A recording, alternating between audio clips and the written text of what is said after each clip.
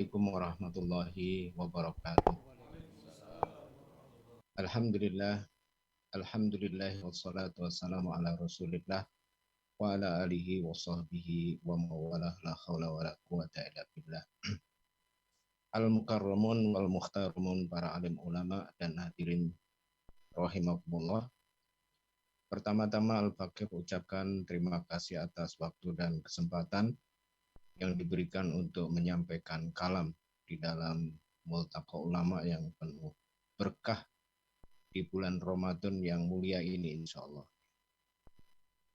Pada kesempatan ini Al-Fakir mendapatkan amanat untuk menyampaikan kalam tentang sistem khilafah adalah sistem paripurna, puncak kewajiban atau tajul furud, penyebar rahmatan lil alamin.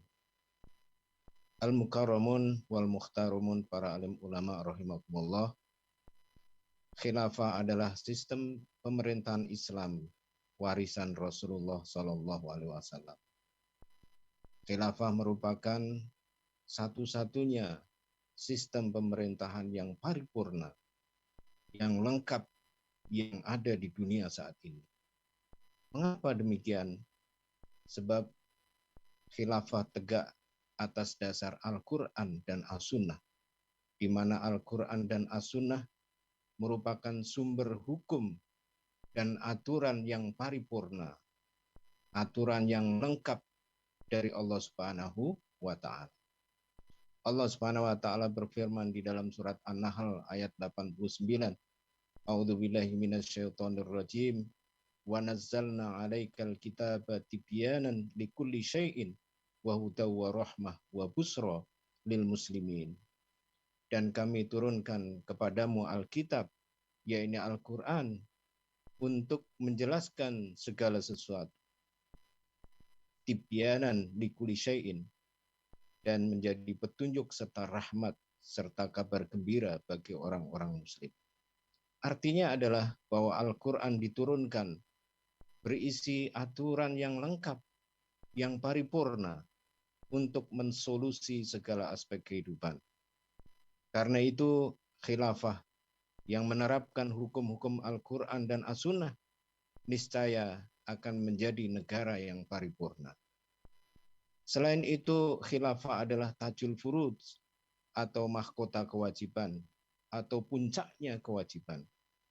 Mengapa demikian?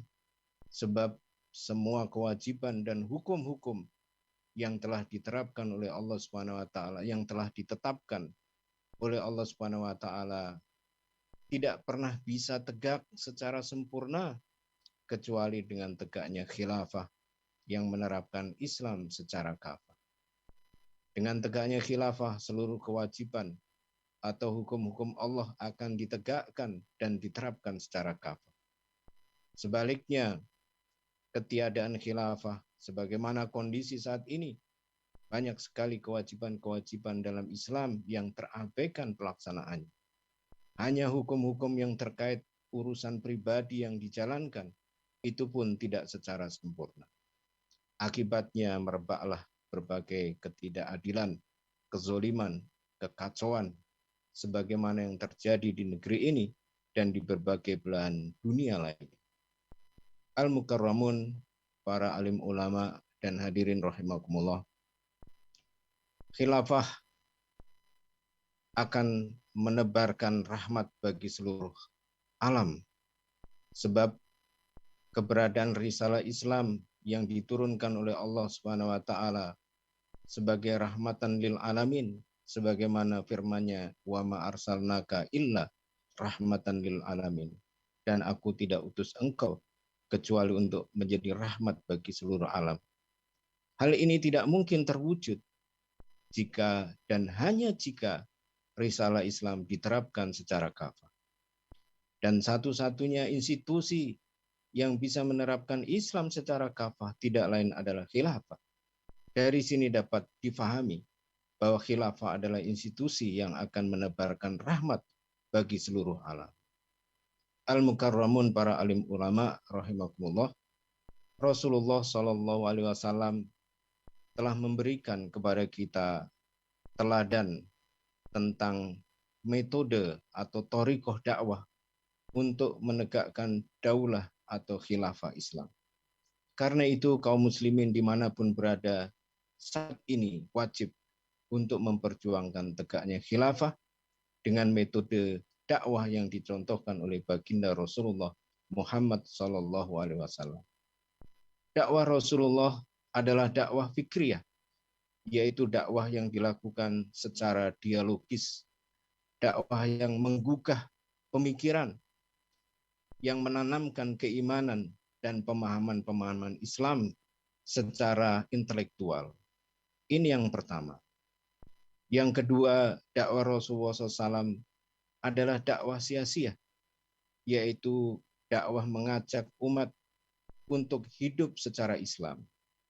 Hidup yang diatur dan ditata dengan Islam, dengan berbagai aspeknya.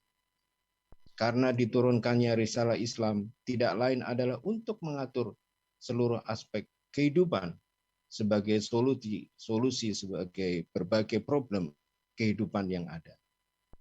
Dakwah sia-sia juga merupakan dakwah yang dilakukan dengan mengkritik kerusakan dan kebobrokan sistem-sistem kehidupan selain Islam. Apakah itu sistem demokrasi, kapitalisme, maupun sosialisme komunisme. Yang ketiga, dakwah Rasulullah adalah dakwah ghairu unfiyah, yaitu dakwah tanpa kekerasan. Sebab merubah masyarakat yang rusak menjadi masyarakat yang Islam tidak bisa dilakukan dengan kekerasan, baik dengan mengangkat senjata ataupun melakukan perusakan-perusakan, melakukan pengeboman, teror, dan lain sebagainya. Melainkan hanya bisa dilakukan dengan merubah pemikiran atau pemahaman umat. Hadirin yang dirahmati Allah, dengan semua gambaran ini, maka sangat tidak beralasan jika muncul sikap Islamofobia atau stigma-stigma negatif terhadap Islam. Islam adalah risalah yang diturunkan untuk menjadi rahmat, bukan untuk menjadi orang takut terhadap Islam. Tentu bila Islam diterapkan secara kafah di bawah naungan khilafah. Al-Mukarramun, para alim ulama, hadirin rahimakumullah, demikianlah yang dapat Al-Fakir sampaikan. Lebih dan kurangnya mohon maaf. Hadanallah wa iyyakum ajmain. Wassalamualaikum warahmatullahi wabarakatuh.